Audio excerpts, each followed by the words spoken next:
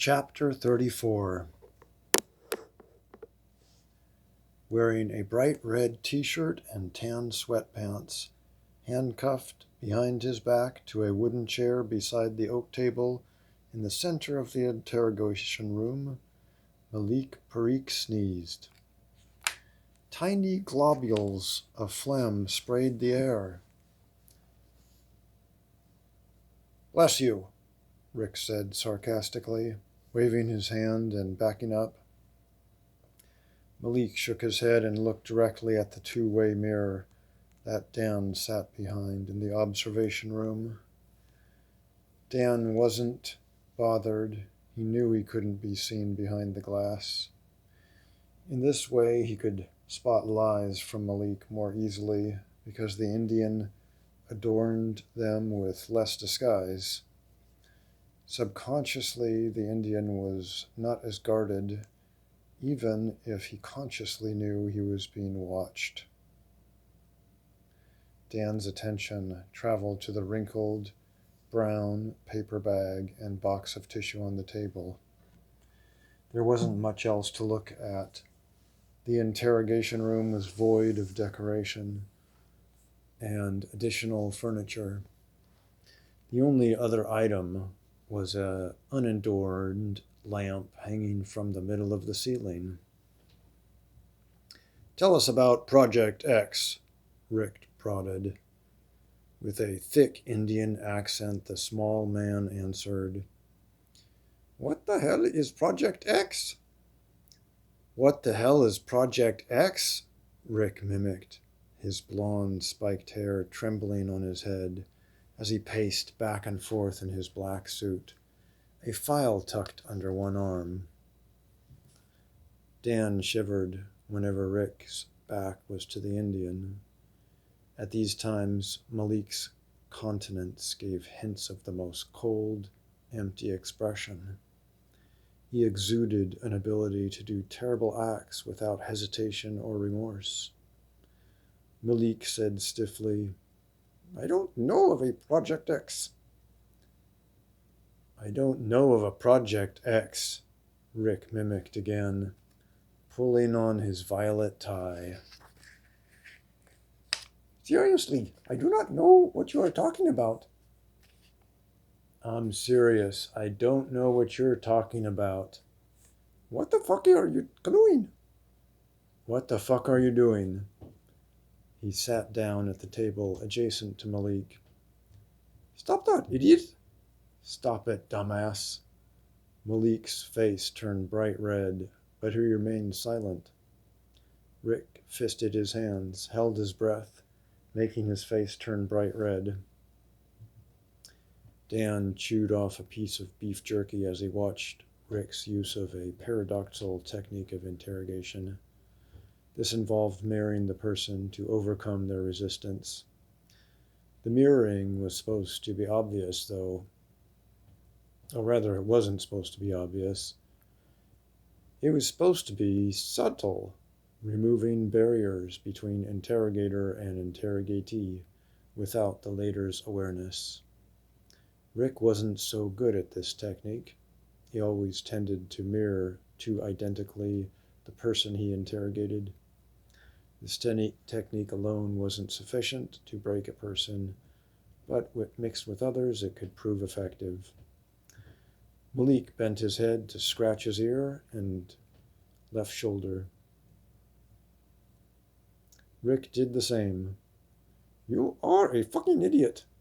"You're a fucking moron." "Stupid ass." "Ignorant butt." Malik looked away from him. "Look, Tiny Dick, we know you're involved. We've got stuff on your computer, papers in your drawers." Rick slapped the file from under his arm onto the table.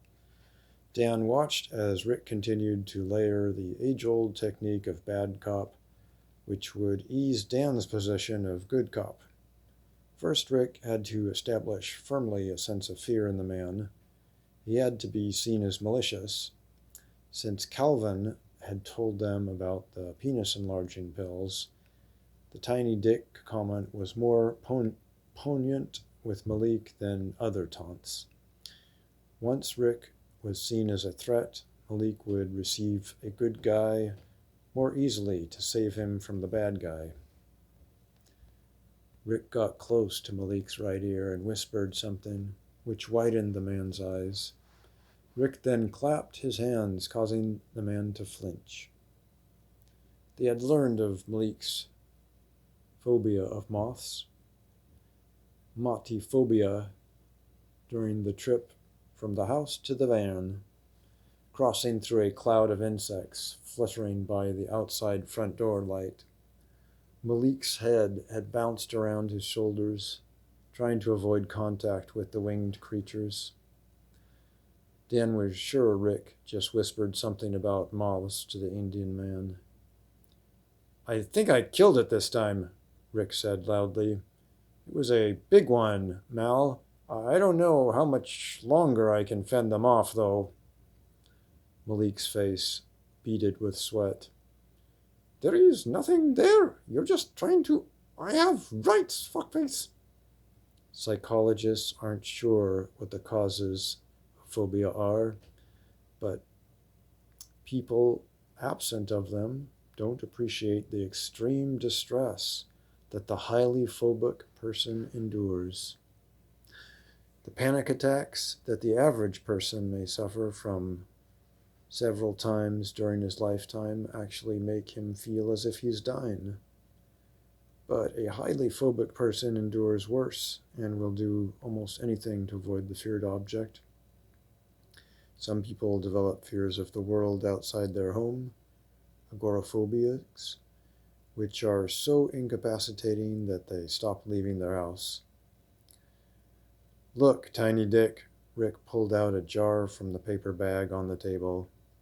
It held 6 moths he captured earlier from outside Malik's house in one of the empty jars that Rick found in the kitchen cabinet. "That's right. These moths have rights too.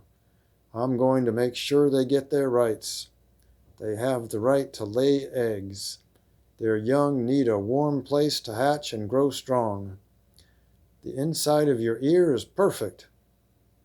He bent down to look in Malik's ear. "It looks like there are soft hairs there where they can make a nest. They have the right to live." "You cannot do..." "Do what?" "Who's going to know the difference if a moth crawled in your ear? It wasn't my fault. I wasn't even in the room when it happened. I can't help it if a moth got into the interrogation room. What am I supposed to do? Carry a moth detector everywhere I go?" He chuckled.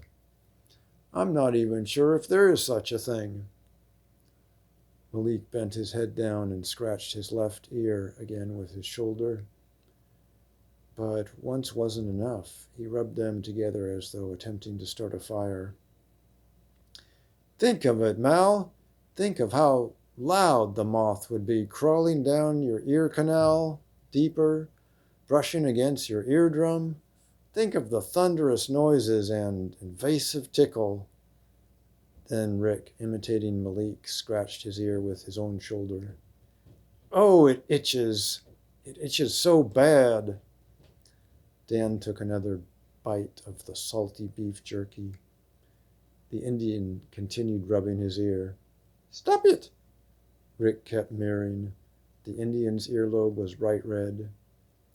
Rick pushed the jar of moss closer to Malik. He froze, focused intently on the 6 insects flopping about inside, seemingly unaware of the invisible glass barrier acting as prison walls. Sweat dripped from the man's forehead into his eye, causing it to twitch spasmodically. Dan thought he detected a wave of guilt pass over Malik's face for half a second, making him appear almost humane. Dan leaned forward and placed his beef jerky on the table to the left. He mused what the Indian man could feel guilty for. Rick hunched over the jar and began slowly unscrewing the lid. "No!" Malik's eyes flickered to Rick. "You cannot let them out. You cannot." "They deserve freedom. Don't you agree?" "You do not, cannot Free? Malik ended in an audible gulp. Don't? Can't? Free? Rick mirrored. Sure I can. Stop it, I said. Stop it, I said. What are you, a kid? What are you, a kid? Dan settled in his seat more comfortably, elevated his feet onto a chair in front of him. He might not have to play good cop after all. His job might simply be to watch his second in command. Stop! Stop! No! No! Malik tried to remain silent, but Rick's twisting of the jar lid proved to be too disturbing. A pathetic whine escaped the Indian's mouth. Rick groaned as he pulled the lid off and let one moth flutter out. He twisted the lid back onto the jar, keeping the other 5 trapped inside. Malik tracked the moth's flight with his eyes. What do you say? You want to start talking? Defeat distorted Malik's voice into mumbles. Rick said, One is free.